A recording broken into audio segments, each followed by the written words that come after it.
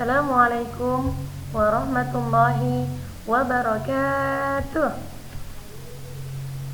Kaifa halukum? Bil khair walhamdulillah. Apa kabar anak-anak ustazah semua?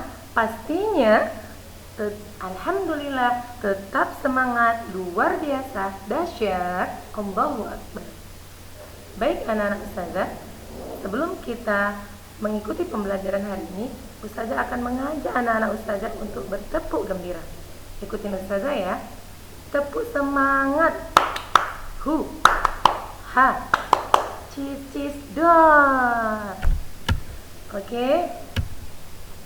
Anak-anak ustazah, sebelum kita belajar pada hari ini, alangkah baiknya sama-sama kita membaca doa sebelum belajar. Yuk sama-sama kita membaca doa belajar. Bismillahirrahmanirrahim. Raditu billahi rabba wa bil islami dina wa bi muhammadin nabiyya wa rasula.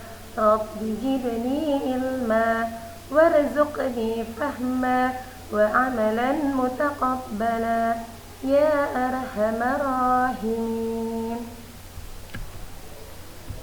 Baik anak-anak ustazah, tujuan pembelajaran kita pada hari ini yaitu nantinya Ananda diharapkan mampu mengetahui beberapa karakteristik rambatan bunyi melalui praktek nantinya. Kemudian, adapun karakter alfitian, yang pertama, Ananda mampu memahami dan berlatih ikhlas dalam beramal.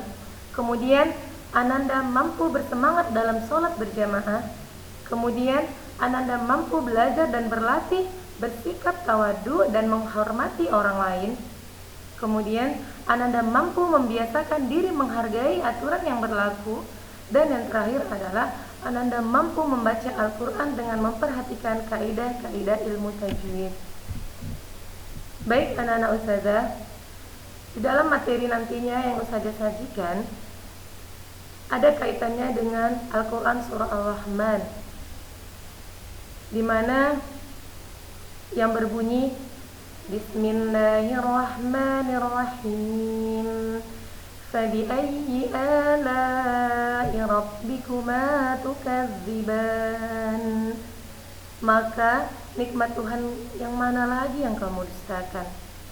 Nah, salah satu nikmat yang dikaruniakan Allah Subhanahu wa taala kepada makhluk hidup termasuk manusia dan hewan adalah kita dapat mendengar dengan menggunakan indera pendengar kita, yaitu telinga.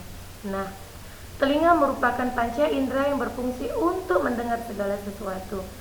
Senantiasa kita harus bersyukur kepada Allah Subhanahu wa taala atas nikmat yang Allah berikan kepada kita.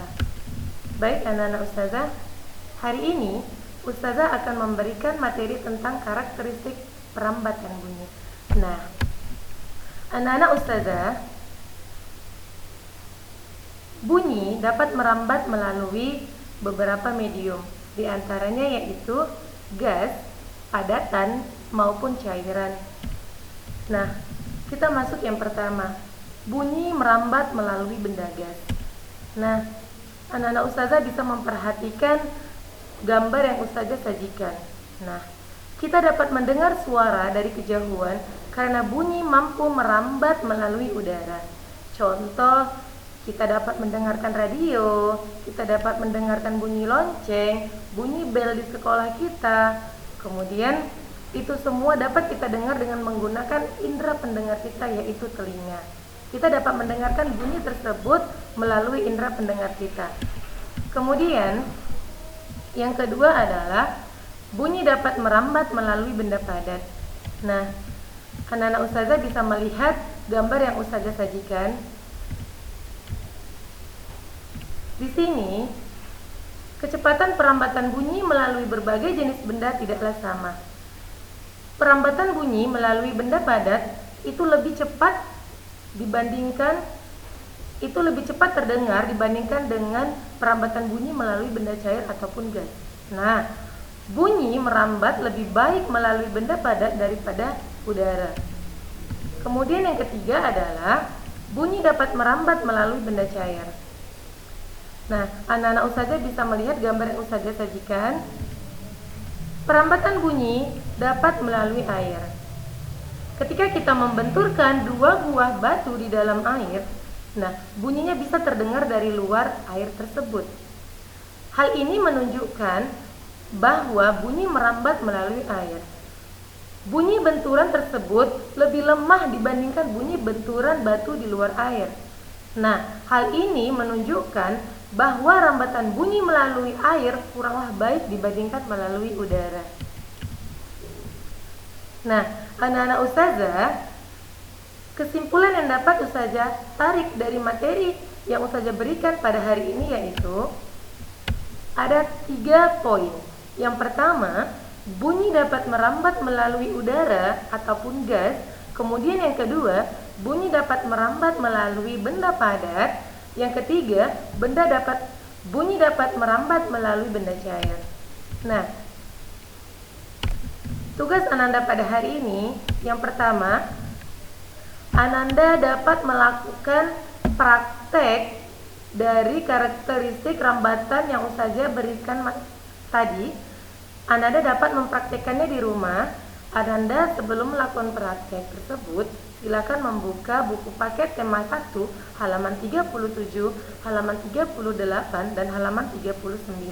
Nah, dari buku kita dijelaskan bahwasanya terdapat beberapa alat dan bahan yang diperlukan. Nah, Ananda dapat melihat buku paket tersebut untuk melihat terkait bahan-bahan dan alat yang dibutuhkan.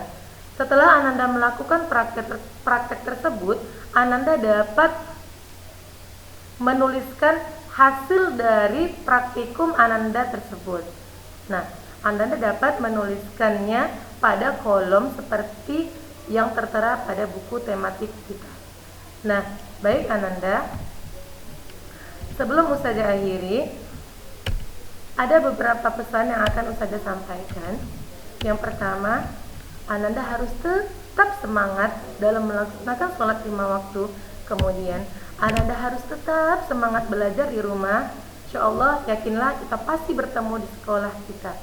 Kemudian yang ketiga, Ananda harus tetap mengindahkan pola hidup sehat.